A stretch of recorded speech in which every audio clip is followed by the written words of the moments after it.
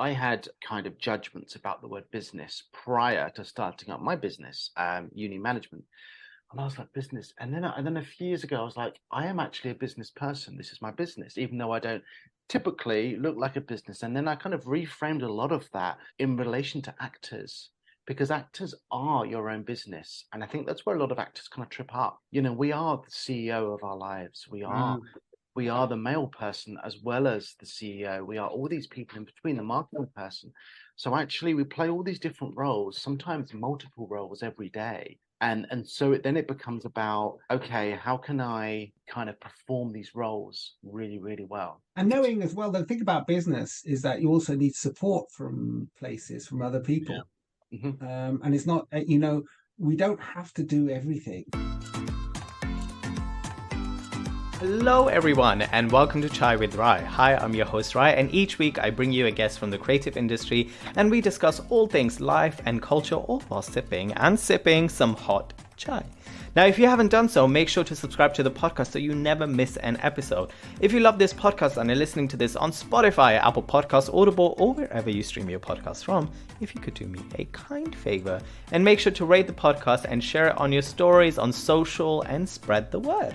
It organically grows the show and connects us with listeners who haven't tuned in before, and overall, just shares the love. So let's warm up our delicious cup of chai. Let me know what you're sipping on as you listen to this episode, and let's welcome into our ears, into our lives, coach, mentor, author, actor, and comedian.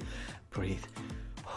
Daniel Dresner and his business partner, co-founder of Actors Coaching International, actor, coach, CEO, and lead agent at Union Management, Danny Clifton. Before we get into deep, meaningful conversations, I like to do quick little games just to kind of get into the swing of things. We'll start off slow. The game is called 5-second rule, which is basically you can list, say, sing 3 things in 5 seconds. So we'll start out with testers and then we'll go into a little bit of a different situation. And I'll try and throw you off as we get into things after the first 2 tries. So would you like to go first, or does Daniel want to go first? Who wants to go first? And you guys should go first, really. Danny, perfect. All right. Thank you. Danny, in 5 seconds, list 3 things you must do before going to sleep. Brush my teeth, wash my face, wash my hands. Fabulous. Daniel, list 3 things you must do after waking up. After waking up, put my slippers on, wash my face, and put the kettle on. Daniel, 5 seconds. 5 seconds. Oh, 5 seconds. I'm sorry, I misheard. It's all right. I'm ready. I'm primed. Okay. I was so impressed by what Danny said, how quick he was, that I just was thrown. Were you more impressed that I brushed my teeth? Was that what it was? Impressed that he washes, he brushes his teeth. That's the way. All right, Danny, I'll start with you. In a feature/interview you did on the Rachel Redgate coaching website, is that it? I'm Rachel Redgate. Yes. Gosh. Yeah. I had a massive crush on Rachel years ago. Yeah. This is all being recorded, Danny. That's another story.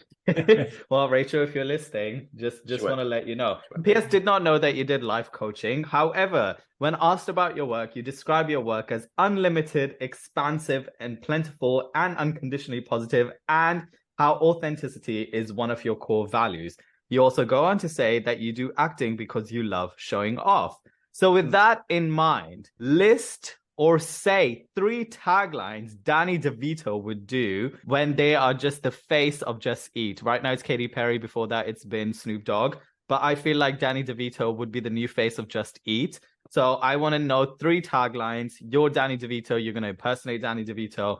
And 3 taglines as Danny DeVito. Ready? In 4, 3, 2, go. I want you to eat Just Eat. I want you to eat that. I want you to eat the pizza. I want you to eat the curry. I want you to eat the Italian food.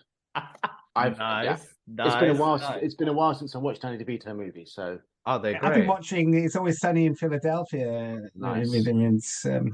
That's a nice word. Daniel, when asked to describe yourself on the Instagram page for Actors Coaching International, you describe yourself as dedicated. So with that in mind, list 3 food dishes beginning with the letter D. Go. Duck à l'orange, duck Bombay, and Firstly, you said duck twice, and those were but you didn't say different 2 different dishes. 2 different dishes. Okay, you guys. Okay, I won't come in between you two. No, you won't. All right, Danny, this is your last 5-second rule. When asked on the Instagram page again, 3 tips for self-tape, you replied, have a real person in live or on Zoom. Make sure your slate is memorable. And 3, don't be afraid of silence. So with that in mind, list 3 policies you would run on as PM of England. Go. Don't be afraid of silence. Do a really good slate, and also just don't talk bollocks. I would love it if the policies, or you had to basically self-tape to be a prime minister for the I think he's in. I think he's in. I think I would vote for him with that slate, with that mandate. Yeah, I'd vote for I me. would as well. Would you run for the Tories or would you run for the Labours or Green Party? I think, not getting too political, but it'll be Greens. Okay, the Greens. The Greens. Fabulous. All right, Daniel, Okay, this is go your on. last 5-second question. It's my last chance to redeem myself. It's really. your last chance. One of my favorite things, and I don't know if you know how you impacted me, but when the last time you were on the podcast and you kind of write about this in your book, PS, plug your book right now in 4, 3, 2, 1. Oh, hold on, I got it. Hold on. This. Yeah, say it. A live coaching approach to screen acting, published by Bloomsbury Methuen. Where can you purchase it? Or you can purchase it directly from me. I'll send you a signed copy if you get in touch with me at danield@actorsci.com, or you can get it from Amazon. You can get it from Bloomsbury's own website. Fabulous. Or any bookstop, really. Amazing. So wherever you are in the world. So going back to the question, you discussed the word success, and I'm paraphrasing here, but I think you talk about success in the book as actors wanting like the Oscars. And when you were on the podcast, you talked about what success means to you, and you impacted me with that change. You said success to you means having a house. You have that. Success means to you sitting on a porch, your family, the happiness of that. And I was like, for me, I understand that now, because success to me means having a place or the opportunity to give that to somebody else. So like if a friend was like, oh, I'm struggling to put on a play, I'm like, I have 10 grand. Let me just give you 10 grand. It's no longer like I need the BAFTA, I need the Olivier. So I hope you know that you impacted me there. Thank you. With that in mind, are you ready? Kind of. Go on. List 3 foods you cannot live without. Go. Smoked salmon, chopped herring, and my wife's quiche. Nice. What's chopped herring? I love it. I love making chopped herring as well. It's lovely. What is chopped herring? Chopped herring, you get Bismarck herrings or equivalent. You get some matzah. You put a couple of boiled eggs, an apple, and you just stick it all in a blender. It goes, and then you've got chopped herring. Oh, and what sort of quiche does the missus make? She makes all sorts of quiches, but just the general basic quiche is enough. No. And to be honest, I could live without that. I was just saying that just to not to make there. We'll just edit around this. We'll edit around this. Yeah. Roast chicken, but then I could live without roast chicken. Now you can breathe. The game's over, and we're gonna get deep, meaningful conversations.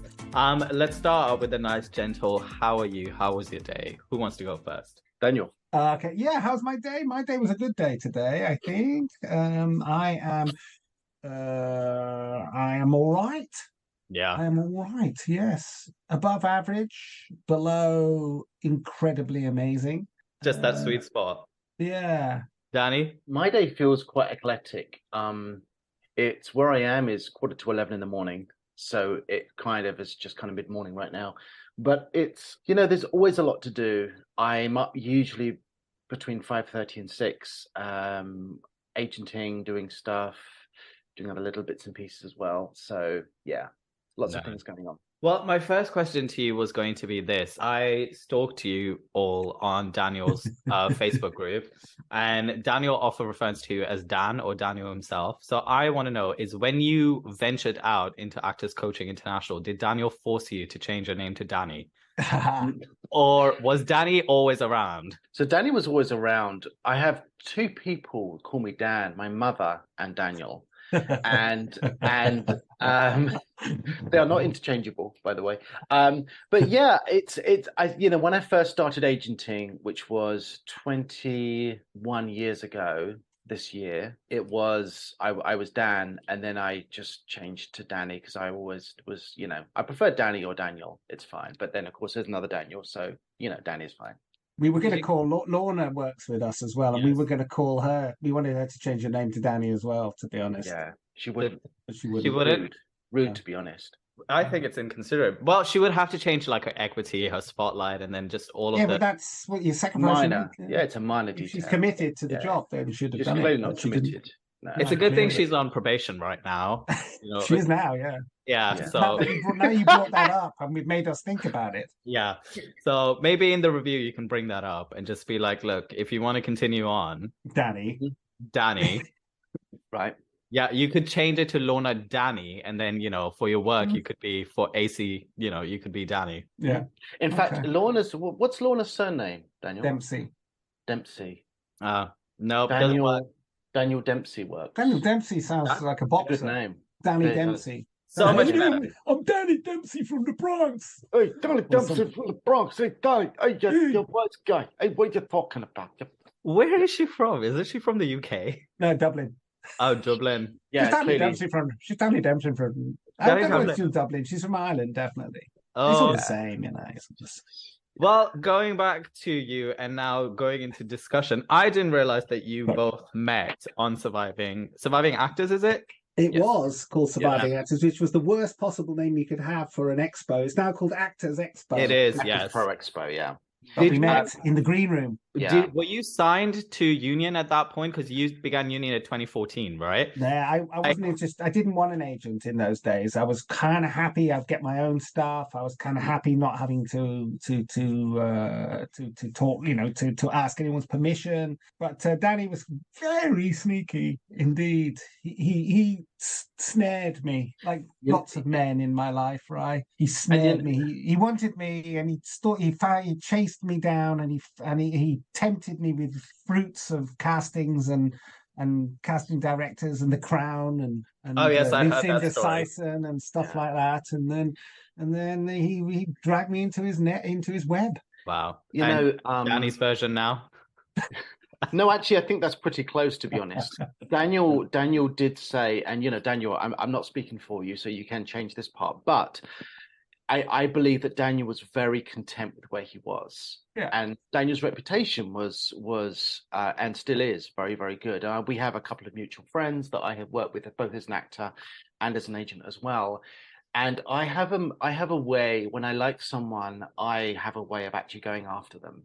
I'm quite pervasive. I recognize talent when I see it. So actually I was like, no, I want to work with you. I want that man. Yeah. So for my own. Yeah. This is a very sweet exterior, but underneath his sweet exterior is like cold, hard steel.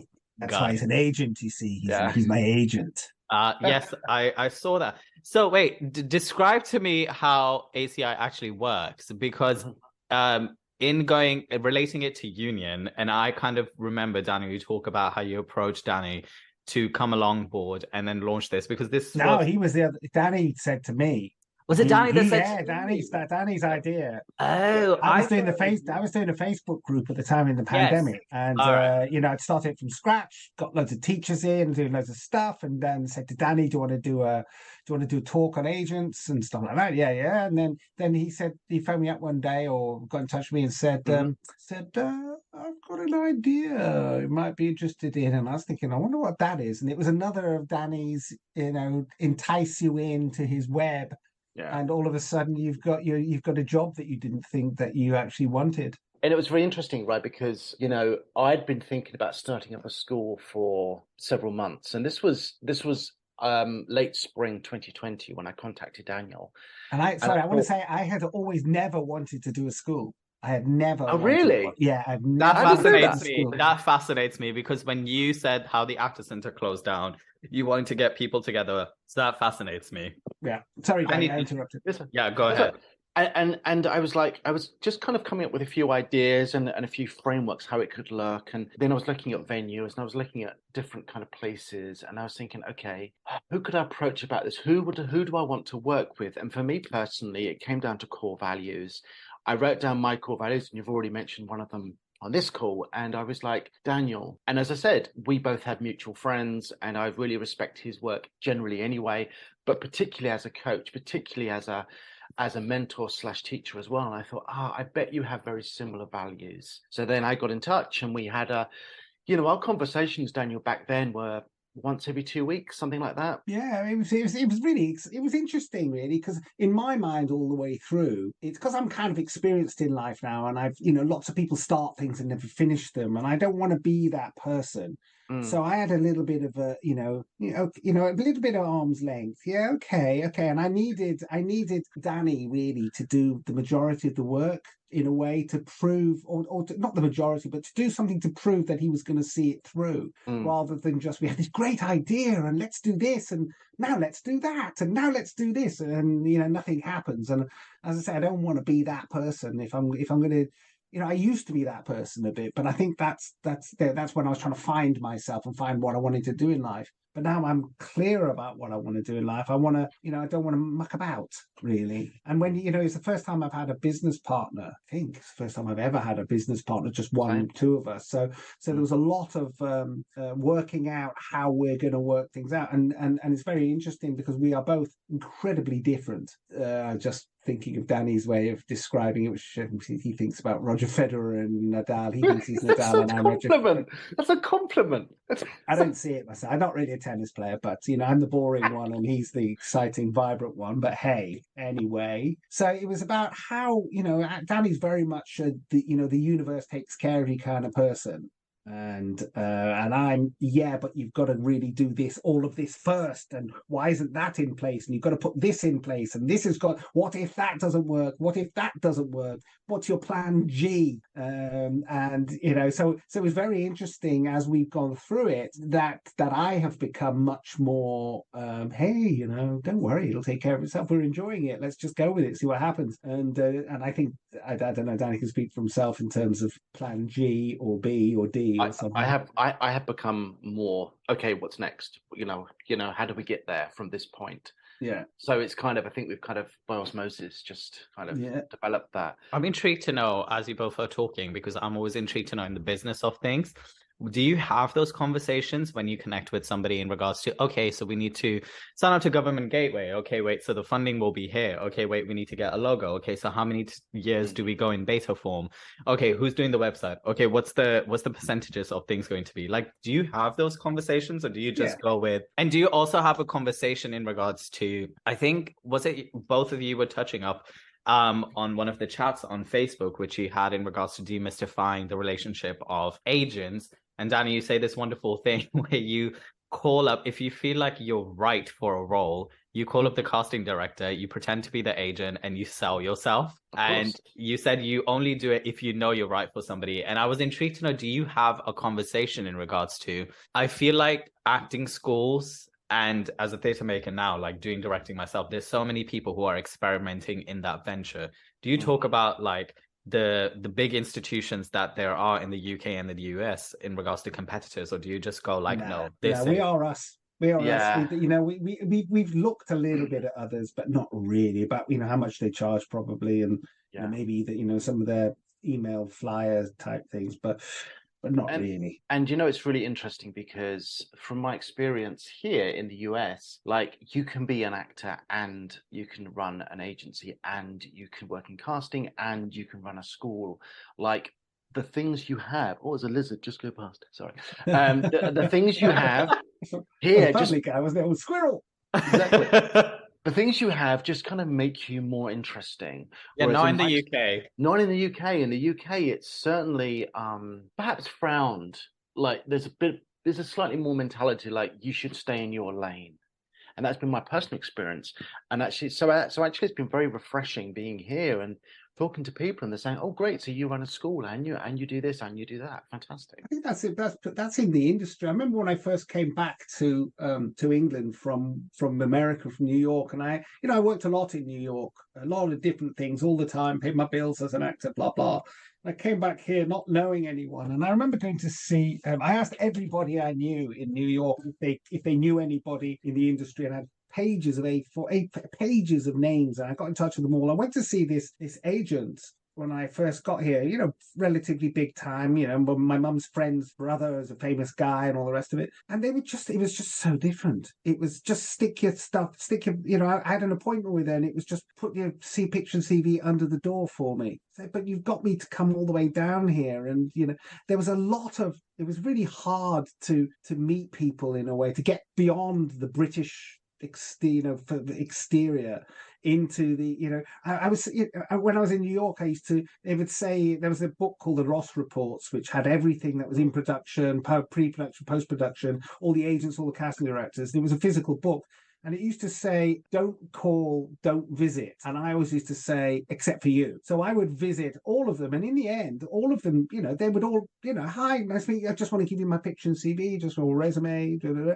And they would accept it 99% of the time. Whereas here, it was much harder to do that sort of thing. It was much more rigid. And, as Danny said, you've got to stay in your lane and you're not in my lane yet. So, come back if you ever get in my lane. Can I ask you a question on that, which is one thing that I've been questioning this year, the amount of information that you need to have sometimes in order to be connected to the industry. Like, do you need to know all of them? Do you need to know all the casting agents? Do you need, from your perspective, what do you both feel? I mean, I think on my side, I think knowledge is power. It can be powerful. I don't think you need to know much more than perhaps casting and the director, because the director is ultimately the person that actually can give you the job. Like, a lot of actors make the mistake of concentrating too much on castings or contracting, and that's fine. But casting can only suggest you for stuff.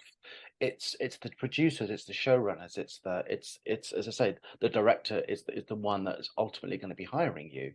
So those are the relationships to kind of foster, as well as obviously, casting as well. I think that as well. It's like in any industry, the more you know about the industry, the more comfortable you feel when you talk to the potential buyers. And it is buying, selling. If you're a salesperson, which in a way agents are, if you don't know who you're talking to, it's not as good as if you do know who you're talking to. If you don't know that person, how if they've just started casting something, and you're saying, oh yes, I love the casting work you've done previously in the previous seasons, and they say, well, I didn't do the previous seasons, it's not as good as if you sort of kind of paying attention, if you see what I mean. And I know that I watched something last night, and watching a very good thing called Better on BBC iPlayer, and I'm looking out for the casting director. That's what the names, yes, the actors definitely, but I'm not looking at the grip and the dolly and the DOP and all the rest of it. I'm waiting for the casting director's name to come up.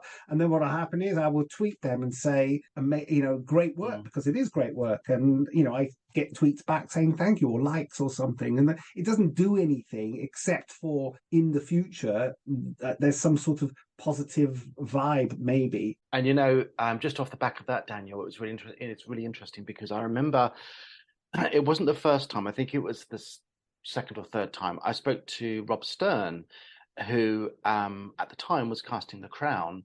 And I had a conversation with Rob, and I rang him up and I suggested you for another role. And he said, sure, who's your client? And I said, oh, Daniel Dresner. And the first words he said were, I know Daniel Dresner. And actually, of course he did, because previously I'd sent Daniel's work to him anyway. Now, whether that was because of that or whether that's because of, Daniel's contacts, it doesn't matter, but it does come down to relationships. I think I had met him once 8 years before then or so in a casting that was a really hard casting. It was for a Friday Night Dinner, which is a sitcom. Yeah. And my character was talking to 4 different people. And he was there with another casting director. I think it was Nina Gold's office. He was a very big casting director, for those of you who don't know. The lady who read with me just was so quick. Didn't give me a chance to have a different opinion on each of the people I was speaking to. And it really threw me. So when Danny said all those years later that he knows you, my first thing was, maybe I wasn't so bad in that casting I went for, or maybe he sympathized with what it was going, because I was the first one in and they were kind of testing it out on me as well, I think. But it's interesting to get a perspective of everything, I guess. And casting do remember you. That's the thing. They do. That's their job. And actually, as long as you don't completely F it up and, you know, and whatever, which of course you didn't, it's, you know, they'll go, oh yeah, of course, that's how they work. That's how they work. Last week we were speaking to a friend of mine, Laura, at Theo Park's office, and she was saying almost exactly the same thing. Like, she remembers people from 3-4 years ago that came in for something. She was great. I mean, Laura McFadden, she was great. You know, she just, again, the purpose that we had, because we do through our Actors Coaching International through the school, we do these once a month, these industry professional evenings on a Thursday evening where we get somebody, you know, bigwig, it turns out. We get Danny's contacts. He gets his file of facts out. Yeah. Gets his black book out and brings in great industry casting directors, etc. And my objective is just, we all have different objectives but similar, but mine is that I want the actors who come, and there were 88 of them this week on a Zoom call, I want them to see 150. Yeah. Is I want them to see that casting directors are really human and they're nice. And that they say things like, we want you to do well, but it's not, we want you to do well. It's, you know, we want you to do well. We're on your side. It's, you know, it's much more, you know, the more relaxed you are with it all, and we remember you, and we empathize and sympathize and all these lovely words. Before moving on, I'm interested to know two things about ACI, which is, you talked about starting the business with its core values. So if that was the beginning, where would you say it is currently, and what do you see it going towards? Do you see it going towards like a physical building maybe one day? So that's one. And in regards to how you complement and challenge each other in terms of your teaching and mentoring, because what I found from researching and just dropping in a couple of your classes, that there's a lot of, I feel like there's a lot of focus on well-being. I don't know if that is me just reading into something, Daniel. Having attended your classes, you really interrogate the intention. You really like nail a lot of things, and you really get people to experiment and play around, which I think sometimes you don't get to do in classes, whether they're screen-based. And Danny, just learning about you were talking about like how you do meditation in your classes as well. You do repetition. So yeah, interested to know those two perspectives. Yeah. Let's go backwards on that, Danny, because I'm interested, because I know you did a class last night, because we do them online, but we also do in person in London, central London, Wednesday afternoons. But the one, Danny and I alternate Monday evenings, so they have two very different styles, for the month, within the month. And Danny did a class yesterday. He emailed me a few days ago and said, I'm not going to allocate scene partners, and I'm not going to or scenes. And I always, insist that they come with a scene prepared and they work through it. So I'm just interested, Danny, because I don't know what happened. I got a very nice email from Henry just saying it was one of the best classes he'd been to. It was, I'd written a scene. They all did the same scene. And I wanted to stay away from preparation, how you think the scene should look, just connecting to your partner and just listening. And it was really interesting. And, Zoom has its own challenges. As we're talking on Zoom, sometimes I'm looking at you both, but sometimes I'm kind of over here. But also we're having to learn from working in these little boxes. And actually recalls are all on Zoom, things like that. It's all on Zoom. And actually it's a wonderful tool. So actually, I really enjoyed the online classes. I do in person as much as I can, but yeah, online is a really good tool to learn. Yeah, and in terms of moving where we want to be, well, we definitely would like a physical space, but that involves a whole series of other challenges, like in terms of finding the place, renting the place, the overheads completely. It's a different ballgame. We have a great place in central London. We use the Audition House. Mm-hmm. Which is, a place where people audition. So it's also got a certain cachet about it. They go to a working audition place, and we have a great relationship with their fantastic people who run it. We rent out space there, and we do workshops there as well. It's not just Wednesday afternoon acting classes. We do 2-day workshops, 1-day workshops with directors and whoever. So I think what's happened for me when we started, it was like there was a business. We wrote out a business plan, which has a lot of benefits in terms of focusing you on what's possible, what is what's potential. But what's happened since then is I think I've moved over to the Danny side a lot more about letting it grow organically. Yeah. And I'm content, which is another using the word again. I'm content with taking it as it comes. If we were going to open up a business now, or, open up a physical space and have all, if we were going to do the business plan right now, where I am with my life as it is at this moment, it would become stressful. It would become something really not pleasant. Whereas the way we're doing it and building it and bringing in Laura McFadden from Theo Parks, and then maybe, she's going to teach a class for us. And, this organics, not slowly, but gently with a smile on your face growth. And we've got other people coming, other teachers become involved and they become part of us. And, and it keeps it interesting as well, doesn't it? It keeps it interesting because I had kind of judgments about the word business prior to starting up my business, Union Management. And I was like, business. And then a few years ago, I was like, I am actually a business person. This is my business, even though I don't typically look like a business. And then I kind of reframed a lot of that in relation to actors, because actors are your own business. And I think that's where a lot of actors kind of trip up. We are the CEO of our lives. We are the mail person as well as the CEO. We are all these people in between, the marketing person. So actually we play all these different roles, sometimes multiple roles every day. And so it becomes about, okay, how can I kind of perform these roles really, really well? And knowing as well, the thing about business is that you also need support from places, from other people. Yeah. Mm-hmm. And it's not, we don't have to do everything. We have an assistant, as I say, Lorna, she teaches and she does lots of the stuff with us. And we have Georgie who does our social media for us. And Danny and I don't want to sit down doing social media all the time and putting together a show, reels and stuff. And, Danny likes that sort of thing. But, as my agent, I don't want him to be sitting there all day, designing the next mail shot. Exactly. And also, in a kind of, just to go back to your question, right, like, we will be getting like a full-time space that we can rent out in London. We're very comfortable where we are with the audition house. We're going to be extending the hours in terms of different days, different times, both online and in person. But for the minute, we're very comfortable. We have goals about doing one-off workshops, maybe at some point later on this year.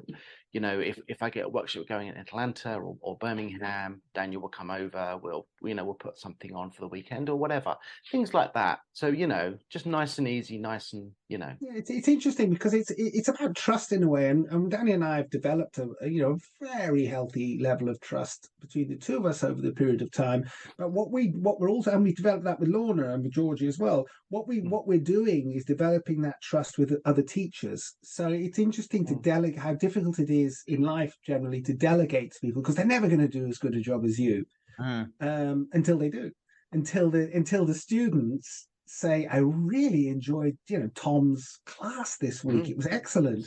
And it's like, thank God for that. Yeah, so maybe Tom could do a class every week then. And and it's about developing trust for people so that you're not bringing people in who are trying to sell their own stuff. Even though when I go work for other schools, I always give my business card out and sell my book, but I wouldn't ever sell a contradictory class. And I think there's a fear that if you bring a teacher in, that they're going to say, don't go with them. Yeah, did you like my class? Yes, I like my class. Well, I'm doing the same class next week for £10 cheaper. So there are potential fears, but I'm not worried about that, because the people we bring in are people who we like. Yeah. Generally speaking, the rate for people staying with us is very, very high. People are very, very loyal, and and they really like us. They really like what we do. They really like who we stand for, which is why they keep coming back and back every week, every month. And it makes it interesting because, as Daniel said, his and I styles are very different in terms of teaching, things like that. So actually, you get that difference, and that keeps it interesting. All right, three things this industry could do with and without. Honesty, transparency, and clarity to do with, and without delays on recall fees, unnecessary red tape, and gossip. 3 things you wish somebody would have told you when you were starting out in the business, or that you've picked up and been showed. That, as I said earlier on, we are a business, and actually to think of yourself as a business rather than to not concentrate on the jobs, to define yourself as a human first and foremost, and not by the jobs you book, and also to respect the hard work that agents and casting do. Fabulous. Demystifying the role of an agent. You talk about a couple of things in regards to sending letters or anything like that. What is maybe one thing that you can impart on somebody that makes the casting agent or your role as a life coach, as an artist, as everything demystified? I would approach agents from a human point of view, not from, I would approach agents and gatekeepers. This whole thing about, there's me, but there's someone between me and the job, it doesn't exist. It's human to human. It's that connection. I'd say, look, just come at me with a human connection rather than what can I get from you? Come at me with, here's what I have to offer. This is the piece of me. Fascinating. I'm interested to know how you technically would write that, just like in an email. Well, open to creativity, people. One thing you would like people to take away from being in your presence, so whether that is a class, whether that is a casting audition, anything. I'm going to go back to the class. I'm going to say, audit a class, see what we're about, email us, and actually see what we're about. If you like what we're talking about, just come along. It's completely free to audit. Authenticity versus representation of the role. This is a question I ask usually writers and directors. It's basically in regards to, like, let's say if there is a Italian transgender role that is being specified on Spotlight or any other website, it is not being played by an Italian transgender person. The specificity of it, should it be played by somebody of that community? And should the company, i.e. the film or the theatre company, represent that? Your thoughts on it? That is a great, timely question, right? Thank you. I don't think you've got time for my full-length answer, but I do actually recognise, I do know that the actor Guy Pearce was saying something on social media just today actually about it. However, my short answer is, if you are authentic in the role, then you should be given a chance to audition for it, whether that's Italian, transgender, whatever. Thoughts on POC actors on books? I often find it that the conversation surrounding global majority actors or creatives on books is a touchy topic. So, okay. Like for agency books, I even remember myself when I was starting out 5 years ago being told that we already have 2 Asian actors. Unfortunately, I sometimes find it as well that if you fit with, they are women, but we still got 2 Asian actors. So yeah. So I sometimes find it that, do you think that is something that is like being taken away? Is there any advice on it that you would give to people, or not really? You don't have anything? I think prejudice and stereotypes are ingrained in Western society, and thankfully they are being dismantled by by a progressive kind of in a progressive way.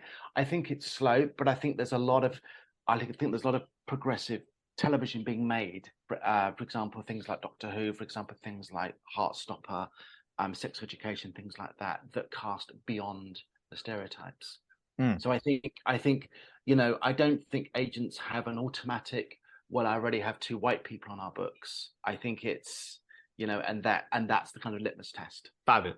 Peaks and valleys I asked everybody, a peak is a high point of your personal professional life. What was it? What lesson you learned from it? A valley is a low point of your personal professional life. What was it? What lesson you learned from it? It doesn't need to be, if you feel like it's too specific, you can just be like, in 2016, in the month of March, this happened and it taught me this. A peak, okay, it's very recent. I got married on New Year's Eve. And, yeah. And, it's just, that's a real peak, because actually there's no kind of distinction between, okay, this is me as an actor, this is me as an agent, this is me as a human. It's all one. And actually being married really suits me. Being married is really good for me. Yeah. You married somebody called Danny. Yeah. Did you actually? No. And a valley? Okay, recently I was recalled for this big feature film, and I didn't get it on the 3rd time. And it kind of hit me a little bit. And I was talking about it last night in class as well. And I did 2 self-tapes, and I got to the recall on Zoom. Not even the recall, like the director meet, the producer meet, the casting meet on Zoom as we are right now. and I didn't get it, and it just kind of hit me a bit. So I was talking a lot about that last night in class, and then I was bringing in well-known actors, examples of virtually the same thing. What do you feel like it taught you? That nothing is definite until the contract is signed. Until the money's in the bank. Until the money's in the bank.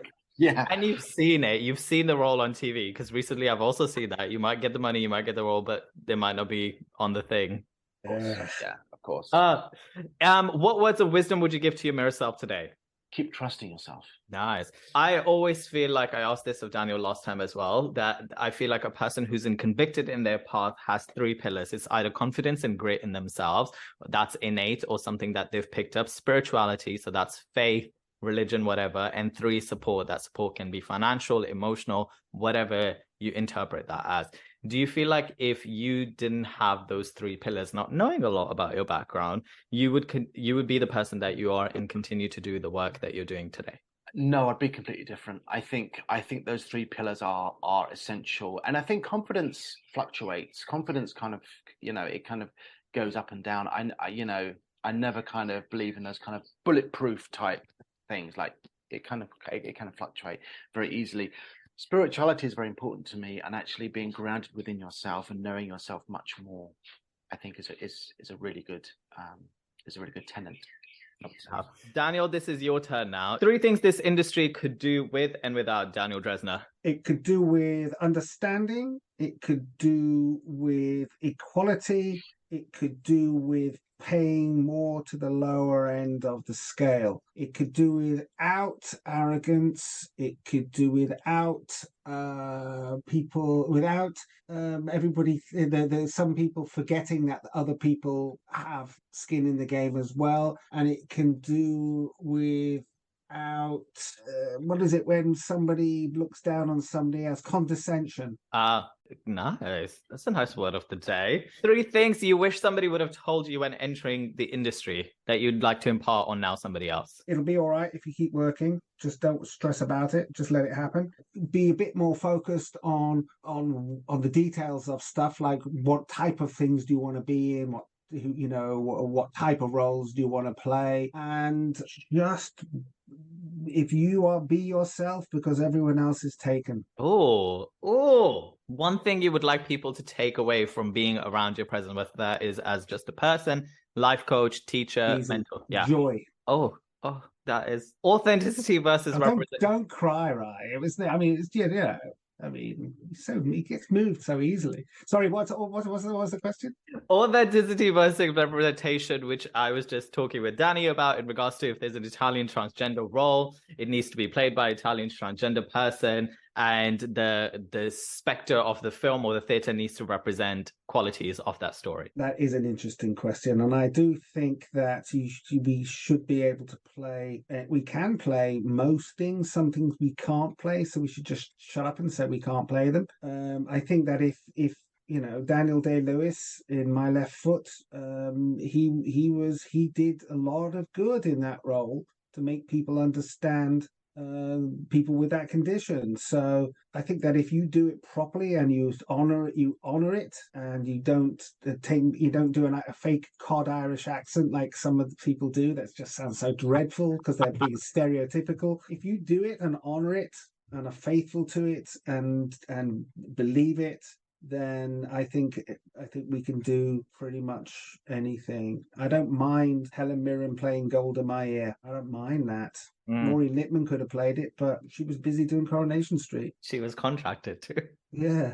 She couldn't do anything else. Advice, one piece of advice you would like to impart young actors that you feel like they're just budding, and they just never understand. And it might be a repetitive thing that you've said in your classes. It might be things that you've said in your book. Plug the book again, please.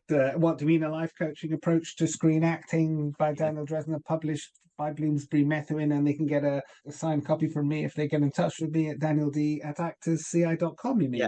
Yes. No, I don't think I can do that. I'm not really the sort of person who talks about my book a lot. So, what was the question? It was a piece of advice that you would impart. Piece of advice. My feeling is get a coach, and I'm not just saying this because it doesn't have to be me or Danny. I believe get a coach. Get somebody who can help you because you get moved forward faster when you've got accountability, when you've got somebody who's sort of can help you answer and ask and answer incisive questions about yourself and about what you want to do. Thoughts on the digital media and kind of like its role in our industry now? Well, it's here, you can't, people fight it. You can say, oh, I don't do that sort of thing. But I think one has to. I think it's, if you make it fun and make it work for you, if you're a fun person, make it, you can personalize it all, but you can't fight it. You can't fight it. And if the industry needs a certain amount of clicks or whatever, then you have to get a certain amount of clicks. Danny, actually, I forgot to ask you this question too. So if after Danny, if you could just put in something. Any piece of advice that you would give in regards to safeguarding your experience when it comes to, let's say, auditions versus when you're on set or in that theatre space doing the job, whether that is a weighted role or whether that is delivering a monologue or handling nerves, whatever that may be? I'm only pausing because it's a big topic, and I think that just in the few seconds that we have, but I think that, I think the industry has come along a long way in terms of safeguarding. Certainly in the last few years, it's pretty much become a hot topic, and rightly so for many reasons. I would always encourage actors who perhaps don't know the industry as well just to listen to their instincts and their gut, and also to try and do as much research as possible about the people that you are meeting. And I'm going to add to that as my answer to that question, which is, if it doesn't feel right, don't do it.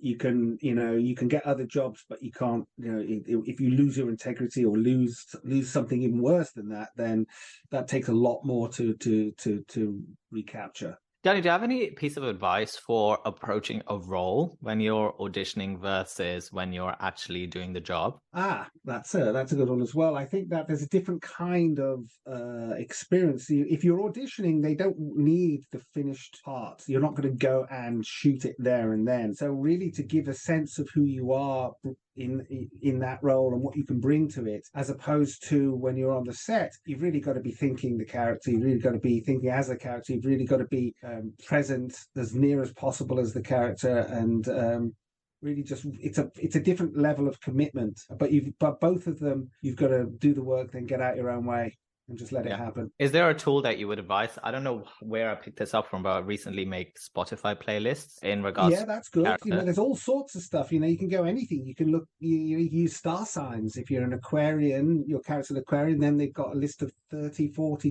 character traits.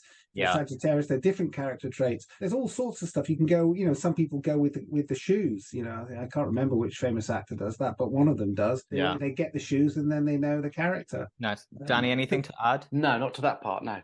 No worries. Peaks and valleys, do you want me to explain that as well? Or no, it's okay. Peaks and valleys. Peak was, I think, my peak was definitely doing Shakespeare, playing Puck in Midsummer and Festin 12th Night in Washington Square Park in New York for 3 months, in rep, 600 to 800 people a night. The bars of the audience, the talking to the audience, it was so incredible. I was fit. I was doing stuff I'd never done before. I was wowing hundreds of people. I was having fun with them because there were 2 fun parts. I was learning so much, and I was doing stuff for very low money, but that didn't matter, mainly because I was on TV in a Heineken commercial at the same time. But it was about lots of stuff.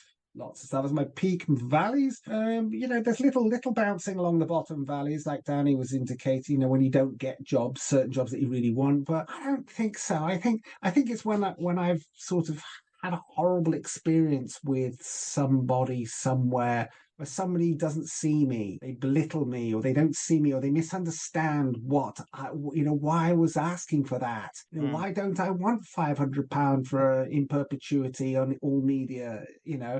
Why is that a problem? Please, you just treat me with respect and give me the money that you should give me for it. That kind of stuff. Words of wisdom you would give to your mirror self today? My mirror self words of wisdom is just keep enjoying it. Enjoying it, because that covers everything. And if you were to remove everything, so the confidence, grit, spirituality, faith, and support, would you be the person who you are today and continue to do what you're doing? It's impossible, isn't it? I mean, it's what makes us up, isn't it? Is those are a lot of pillars of who I am. So I would be someone else. that's fine. I recognize that. If you're not if I'm not this, then I'm that. I will still exist. All right, the games are called Sip a Chai or Play with Rye. So we're going to quickly throw some things at you. You say the first thing that comes into your head. If you were a movie, what would the title of that movie be? Original. Go quickly. Be yourself. What was the log line? What would the IMDb log line be? A sci-fi rom-com in 2 parts. Nice. Give me 3 actors that would star in it. Sam Rockwell, Wolfgang Goggins, and you. I was about to say, man, you're my agent and you weren't going to put me in your film. Oh, no. What? If you were a drink, what would you be? Hemlock. You'd be Hemlock. Okay. If you were a food, what cuisine would you be, Daddy? Italian. What dish? Any Italian pasta dish. If you were a fruit, what would you be? Banana. If you were a color, what would you be? Orange. Clothing item. Braces. If you were a flower or a plant, what type of a flower or plant would you be? Peony. Have you ever is the next section. Have you ever hooked up with a fellow artiste or admirer? I mean, okay, that answers it. Of course I have. I mean, have you ever flirted to get ahead in your career? Yeah, 100%, unashamedly. Have you ever peed while swimming? Yes. Have you ever joined the Mile High Club or activities in the publics? Oh, in the public, yes. Not. It's too difficult in even in the first class toilets. It's too difficult. Have you forgotten the words and made it up on the spot? Yes. Okay. Next is what would you rather? Cookies or cake? Cake. Rich or fame? Rich. Critical acclaim or win awards? Critical acclaim.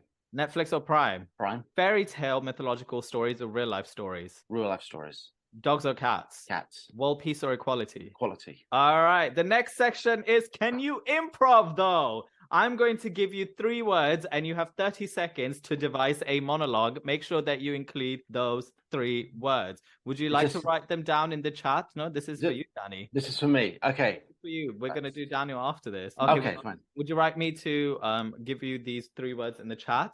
Yes, please. Okay. Daniel, you're enjoying this, aren't you? You're just sitting back. No, because I'm next. Ready? Your 3 words are money, candles, and tangerine. Your 30 seconds starts in 4, 3, 2, go. James had a shop in the high street making candles, and he made a lot of money from those candles.